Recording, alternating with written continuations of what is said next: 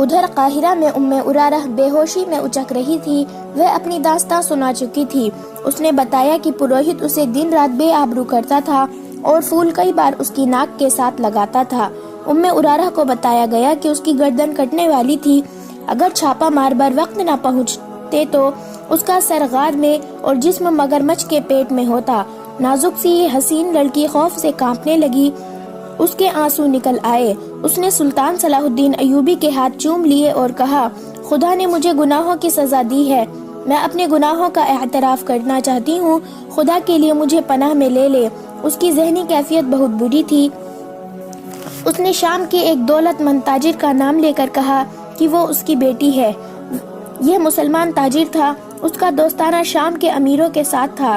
اس وقت کے امیر ایک ایک شہر یا تھوڑے تھوڑے رقبے کے خطوں میں حاکم ہوا کرتے تھے، جو مرکزی امارت کے ماتحت ہوتے تھے۔ مرکزی امارت مرکزی وضاعت اور خلافت کے ماتحت ہوتی تھی۔ وہ عمرہ 10ویں صدی کے بعد پوری طرح عیاشیوں میں ڈوب گئے تھے۔ بڑے تاجر سے دوستی رکھتے تھے، ان کے ساتھ کاروبار بھی کرتے تھے اور رشوت بھی لیتے تھے۔ ان کے حرموں میں لڑکیوں کی افراد رہتی اور شراب بھی چلتی تھی۔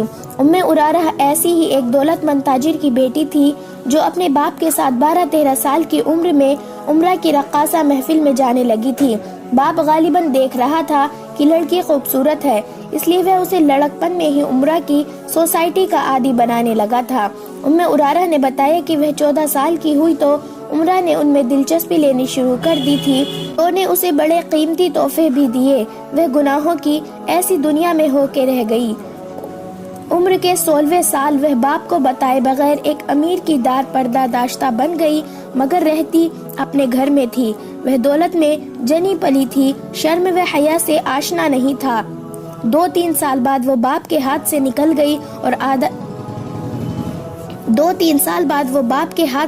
گئی اور آزادی سے دو اور عمرہ سے تعلق پیدا کر لیے۔ اس نے خوبصورتی، چرب زبانی اور مردوں کو انگلیوں پر نچانے میں نام پیدا کر لیا۔ باپ نے اس کے ساتھ سمجھوتا کر لیا۔ گزشتہ 6 سال سے اسے ایک اور قسم کی ٹریننگ مل رہی تھی۔ ان 3 عمرہ نے مل کر سازش کی تھی، جس میں اس کا باپ بھی شامل تھا۔ اسے خلیفہ کی جڑیں کھوکھلی کرنے کی ٹریننگ دی جا رہی تھی۔ آگے چل کر اس سازش میں ایک صلیبی بھی شامل ہو گیا۔ عمرہ خود مختار حاکم بننے کے خواب دیکھ رہا تھا۔ صلیبیوں کی مدد کے بغیر ممکن نہ تھا۔ ارارہ کو نور الدین جنگی اور خلیفہ کے درمیان غلط فہمیاں پیدا کرنے کے لیے بھی استعمال کیا گیا تھا۔ صلیبیوں نے اس مہم میں 3 عیسائی لڑکیاں شامل کر کے ایک زمین دوز محافظ بنا لیا تھا۔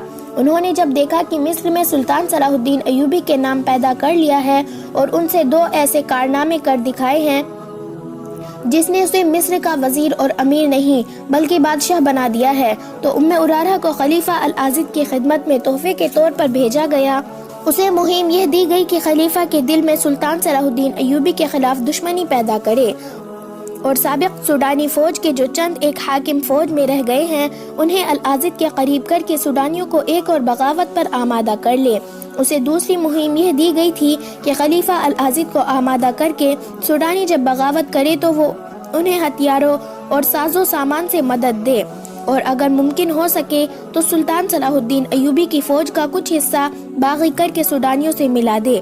خلیفہ اور کچھ نہ کر سکے تو اپنے محافظ دستے سوڈانیوں کے حوالے کر کے خود سلطان صلاح الدین ایوبی کے پاس جا کر پناہ لے اور اسے کہے کہ اس کے محافظ باغی ہو گئے ہیں۔ مختصر یہ کہ سلطان صلاح الدین ایوبی کے خلاف ایسا محاذ قائم کرنا تھا جو اسے مصر سے بھاگنے پر مجبور کر دے اور وہ باقی عمر گمنامی میں گزار دے۔ ارارہ نے سلطان صلاح الدین ایوبی کو بتایا کہ وہ مسلمان کے گھر پیدا ہوئی تھی، لیکن باپ نے اسے مسلمانوں کی ہی جڑیں کاٹنے کی تربیت دی اور سلطنت اسلامیہ کے عمرہ نے اپنے دشمنوں کے ساتھ مل کر اپنی ہی سلطنت کو تباہ کرنے کی کوشش کی۔ اس لڑکی نے خلیفہ العازد کا دماغ اپنے قبضے میں لے لیا اور سلطان صلاح الدین ایوبی کے خلاف کر دیا تھا۔ رجب کو وہ اس سازش میں شریک کر چکی تھی۔ رجب نے 2 اور فوجی حاکموں کو اپنے ساتھ ملا لیا تھا۔ رجب نے اس سلسلے میں یہ کام کیا کہ خلیفہ کے محافظ دستے میں وہ مصریوں کی جگہ سوڈانی رکھتا جا رہا تھا۔ ارارہ کو خلیفہ کے پاس آئے ابھی 2-2.5 مہینے ہوئے تھے۔ وہ قصر خلافت پر غالب آ گئی تھی اور حرم کی مالک بن گئی تھی۔ اس نے یہ انکشاف کیا کہ خلیفہ سلطان صلاح الدین ایوبی کو قتل کرانا چاہتا ہے اور رجب نے حشیشین سے مل کر قتل کا انتظام کر دیا ہے۔ یہ محض اتفاق کی بات ہے کہ سلطان صلاح الدین ایوبی نے خلیفہ کے بیکار وجود اور عیش پرستی سے تنگ آ کر اس کے خلاف کارروائی شروع کر دی تھی، اور یہ بھی اتفاق تھا کہ ارارہ کو وہی لوگ اغوا کر کے لے گئے جنہیں وہ سلطان صلاح الدین ایوبی کے خلاف لڑانا چاہتا تھا۔ اور یہ اتفاق تو بڑا ہی اچھا تھا کہ سلطان صلاح الدین ایوبی نے رجب سے محافظ دستے کی کمان لے لی اور وہاں اپنی پسند کا ایک نائب سالار بھیج دیا تھا، مگر ان اتفاقات نے حالات کا دھارا موڑ کر سلطان صلاح الدین ایوبی کے لیے ایک خطرہ پیدا کر دیا۔ سلطان صلاح الدین ایوبی نے ارارہ کو اپنی پناہ میں رکھا۔ لڑکی بری طرح پچھتا رہی تھی اور گناہوں کا کفارہ ادا کرنا چاہتی تھی۔ قدرت نے اسے ایک دھکا دے کر اس کا دماغ درست کر دیا تھا۔ سلطان صلاح الدین ایوبی ٹھنڈے دل سے سوچنے لگا کہ اس سازش میں جو حاکم شامل ہیں ان کے ساتھ وہ کیا سلوک کرے۔ دوسرے دن الناصر اور بہاؤالدین شداد فرعونوں کا آخری نشان مٹا کر فوج واپس لے آئے۔ 8 دنوں بعد رات کا پچھلا پہر تھا۔ سلطان صلاح الدین ایوبی کے جاگنے میں ابھی کچھ دیر باقی تھی۔ اسے ملازم نے جگا دیا اور کہا کہ الناصر، علی بن سفیان اور 2 اور نائب آئے ہیں۔ سلطان صلاح الدین ایوبی اچھل کر اٹھا اور ملاقات کے کمرے میں چلا گیا۔ ان حاکم کے ساتھ ان دستوں میں سے ایک کا کمانڈر بھی تھا جو شہر سے دور گشت کرتے رہتے تھے۔ سلطان صلاح الدین ایوبی کو بتایا گیا کہ کم و بیش 6000 سوڈانی، جن میں برطرف سوڈانی فوج کے افراد ہیں اور اس وحشی قبیلے کے بھی جس کے عقیدے کو ملیہ میٹ کیا گیا تھا، مصر کی سرحد میں داخل ہو کر ایک جگہ پڑاؤ کیا ہے۔ اس کمانڈر نے یہ بھی عقل مندی کی کہ عام لباس میں 2 شتر سوار یہ معلوم کرنے کے لیے بھیجے کہ اس لشکر کا کیا ارادہ ہے۔ ان شتر سواروں نے اپنے آپ کو مسافر ظاہر کیا اور یہ معلوم کر لیا کہ یہ لشکر قاہرہ پر حملہ کرنے جا رہے ہیں۔ شتر سواروں نے لشکر کے سربراہوں سے مل کر سلطان صلاح الدین ایوبی کے خلاف باتیں کی اور کہا کہ وہ بہت سے آدمیوں کو اس لشکر میں شامل کرنے کے لیے لائیں گے۔ یہ کہہ کر وہ رخصت ہو آئے۔ ان کی اطلاع کے مطابق یہ لشکر ادھر ادھر سے مزید نفری کا منتظر تھا اور اسے اگلے روز وہاں سے کوچ کرنا تھا۔ سلطان صلاح الدین ایوبی نے پہلے حکم یہ دیا کہ خلیفہ کے محافظ دستے میں صرف 50 سپاہی اور 1 کمانڈر رہنے دو، باقی تمام دستے کا چھاونی میں بلا لو۔ اگر خلیفہ منع کرے تو کہہ دینا کہ یہ میرا حکم ہے۔ سلطان صلاح الدین ایوبی نے کہا کہ اپنے شعبے کے کم از کم 100 آدمی جو سوڈانی زبان اچھی طرح بول سکتے ہیں، سوڈانی باغیوں کے بھیس میں اس کمانڈر کے ساتھ ابھی روانہ کر دو۔ کمانڈر سے کہا کہ یہ 100 آدمی ان 2 شتر سواروں کے ساتھ سوڈانیوں کے لشکر میں شامل ہوں گے۔ یہ 2 شتر سوار سنتری بتائیں گے کہ وہ وعدے کے مطابق مدد لائے ہیں۔ ان کے لیے ہدایت یہ ہو کہ وہ لشکر کی پیشکشی کے متعلق اطلاع دیں گے اور یہ دیکھیں کہ رات کے وقت اس لشکر کے جانور اور رسد کہاں ہوتی ہے۔ سلطان صلاح الدین ایوبی نے الناصر سے کہا کہ تیز رفتار گھوڑے سوار چھاپا مارو اور چھوٹے منزقوں کے دستے تیار رکھو۔ الناصر نے کہا، میں نے سوچا تھا کہ سیدھی ٹکر لے کر سوڈانیوں کو شہر سے دور ہی ختم کیا جائے۔ سلطان صلاح الدین ایوبی نے کہا، نہیں، یاد رکھو الناصر، اگر دشمن کی تعداد کبھی تم سے تھوڑی ہو بھی براہ راست تصادم سے گریز کرو، رات کو چھاپا مار استعمال کرو، شب خون مارو، دشمن کو پہلو سے لو، عقب سے لو، جبر لگاؤ اور بھاگو، دشمن کی رسد تباہ کرو، جانور تباہ کرو، دشمن کو پریشان کرو، اس کے دستے بکھیر دو، اسے آگے آنے کی مہلت نہ دو، اسے دائیں بائیں پھیل جانے پر مجبور کر دو۔ اگر سامنے سے ٹکر لینا چاہتے ہو تو یہ نہ بھولو کہ یہ صحرا ہے، سب سے پہلے پانی کی جگہ پر قبضہ کرو، سورج اور بوا کے رخ کو دشمن کے خلاف کرو، اسے پریشان کر کے اپنی پسند کے میدان میں لاؤ، میں تمہیں عملی سبق دوں گا۔ اس لشکر کی یہ خواہشیں میں پوری نہیں ہونے دوں گا کہ وہ قاہرہ تک پہنچے یا میری فوج آمنے سامنے جا کر لڑے۔ اس نے علی بن سفیان سے کہا، تم جن ایک سوڈانیوں کو لشکر میں شامل ہونے کے لیے بھیجو گے انہیں کہنا کہ وہ سوڈانیوں میں یہ افواہ پھیلا دے کہ 6-7 دنوں تک سلطان صلاح الدین ایوبی فلسطین پر حملہ کرنے کے لیے جا رہا ہے، اس لیے قاہرہ پر حملہ اس کی غیر موجودگی میں کیا جائے گا۔ ایسی بہت سی ہدایتیں اور حاکم دے کر سلطان صلاح الدین ایوبی نے انہیں بتایا کہ وہ آج شام سے قاہرہ میں نہیں ہوگا۔ اس نے انہیں قاہرہ سے بہت دیر ایک جگہ بتائی۔ وہ اپنا ہیڈ کوارٹر دشمن کے قریب رکھنا چاہتا تھا تاکہ جنگ اپنی نگرانی میں لڑا سکے۔ سب نے ملاقات کے کمرے میں ہی صبح کی نماز پڑھی اور سلطان صلاح الدین ایوبی کے احکام کر کارروائی شروع ہو گئی۔ سوڈانیوں کے لشکر میں اضافہ ہوتا جا رہا تھا۔ 2 سال گزرے، ان کی ایک بغاوت بری طرح ناکام ہو چکی تھی، دوسری کوشش کی تیاریاں اسی وقت شروع ہو گئی تھی۔ صلیبیوں نے مدد کا وعدہ کر رکھا تھا اور جاسوسوں کی بہت بڑی تعداد مصر میں داخل کر دی تھی۔ سوڈانیوں کا حملہ ایک نہ ایک روز آنا ہی تھا، لیکن اچانک آ گیا۔ وجہ یہ تھی کہ سلطان صلاح الدین ایوبی نے ایک سوڈانی قبضے کے مذہب پر فوجی حملہ کیا اور اس کے دیوتاؤں کا مسکن تباہ کر دیا تھا۔ یہ وجہ ممکن نہیں تھی۔ مصر میں جو سلطان صلاح الدین ایوبی کے مخالفین تھے، انہوں نے اس کے اس اقدام کو اس کے خلاف استعمال کیا۔ سوڈانی فوج کے برطرف کیے ہوئے باغی کمانڈروں کو بھی شامل کیا۔ یہ سب فوراً حرکت میں آ گئے۔ ان میں مصری مسلمان بھی تھے۔ انہوں نے اس قبیلے کے مذہبی جذبات کو بھڑکایا اور انہیں کہا کہ ان کا مذہب سچا ہے اور اگر وہ سلطان صلاح الدین ایوبی کے خلاف اٹھیں گے تو ان کے دیوتا اپنی توہین کا انتقام لینے کے لیے ان کی مدد کریں گے۔ انہوں نے 5-7 دنوں میں لشکر جمع کر لیا اور قاہرہ پر حملے کے لیے چل پڑے۔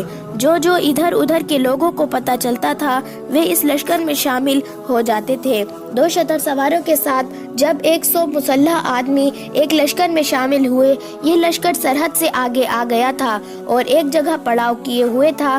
سلطان صلاح الدین ایوبی رات کے وقت اتنا آگے چلا گیا جہاں اسے اس لشکر کی نقل و حرکت کی اطلاع جلدی مل سکتی تھی۔ ان 100 آدمیوں نے حملہ وروں کے سربراہوں کو بتایا کہ سلطان صلاح الدین ایوبی چند دنوں تک فلسطین کی طرف کوچ کر رہا ہے۔ سربراہ بہت خوش ہوئے۔ انہوں نے یہ پڑاؤ 2 دن اور بڑھا لیا۔ اگلی رات سلطان صلاح الدین ایوبی کو اس لشکر کی پہلی اطلاع ملی۔ اس سے اگلی رات اس نے 50 سوار اور 5 منجیقے بھیجے جن کے ساتھ آتش گیر مادے والے ہانڈیاں تھی۔ انہیں ایک گھوڑا کھینچتا تھا۔ آدھی رات کے وقت جب سوڈانی لشکر سویا ہوا تھا، ان کے اناج کے ذخیرے پر ہانڈیاں گرنے لگی۔ کچھ دیر بعد آتش تیر آئے اور مہیب شعلے اٹھنے لگے۔ لشکر میں بھگدڑ مچ گئی۔ منجیقوں کو وہاں سے فوراً پیچھے بھیج دیا گیا۔ 50 سواروں نے 3-4 حصوں میں تقسیم ہو کر گھوڑے سر پر دوڑا دیے اور لشکر کے پہلو کے آدمیوں کو کچلتے اور برچھیوں سے زخمی کرتے غائب ہو گئے۔ لشکریوں کو سنبھلنے کا وقت نہ ملا۔ آگ کے شعلے سے جہاں اناج کا ذخیرہ جل رہا تھا، وہیں اونٹ اور گھوڑے بدک کر ادھر ادھر بھاگنے لگے۔ سلطان صلاح الدین ایوبی نے سوار ایک بار پھر آئے اور تیر برساتے گزر گئے۔ سلطان صلاح الدین ایوبی کے سوار ایک بار پھر آئے اور تیر برساتے گزر گئے۔ دوسرے دن اطلاع ملی کہ سوڈانیوں کے کم و بیش 400 آدمی آگ سے، گھوڑوں اور اونٹوں کی بھگدڑ سے اور چھاپا مار سواروں کے حملے سے مارے گئے ہیں۔ تمام تر اناج جل گیا اور تیروں کا ذخیرہ بھی نظر آتش ہو گیا۔ لشکر نے وہیں سے کوچ کیا اور رات ایسی جگہ پڑاؤ کیا جہاں ادھر ادھر مٹی کے ٹیلے تھے۔ اس جگہ شب خون کا خطرہ نہیں تھا۔ اب رات کو گشتی دستے بھی پڑاؤ سے دور دور گشت کرتے رہے، مگر حملہ پھر بھی ہوا۔ اس کا اندازہ بھی ہوا گزشتہ رات جیسا تھا، لیکن لشکر کے سربراہوں کو معلوم نہیں تھا کہ ان کے 2 گشتی دستے سلطان صلاح الدین ایوبی کے چھاپا ماروں کی گھات میں آ گئے تھے اور مارے گئے ہیں۔ تیر اندازوں نے ٹیلوں سے آتش تیر چلائے اور غائب ہو گئے۔ شہر کا دھندلا پن نکھرنے تک شب خون جاری رہا۔ ان سے گزشتہ رات کی نسب زیادہ نقصان ہوا۔ شام کو علی بن سفیان نے سلطان صلاح الدین ایوبی کو اپنے جاسوسوں کی لائی ہوئی یہ اطلاع دی کہ کل دن کے وقت سوڈانی لشکر اس اندازے سے پیش قدمی کرے گا کہ شب خون مارنے والوں کا ٹھکانہ معلوم کر کے اسے ختم کیا جائے۔ سلطان صلاح الدین ایوبی نے اپنے قریب کچھ فوج رکھی ہوئی تھی۔ اس نے رات کے وقت حملہ نہ کرایا۔ اسے معلوم تھا کہ اب دشمن چوکنا ہوگا۔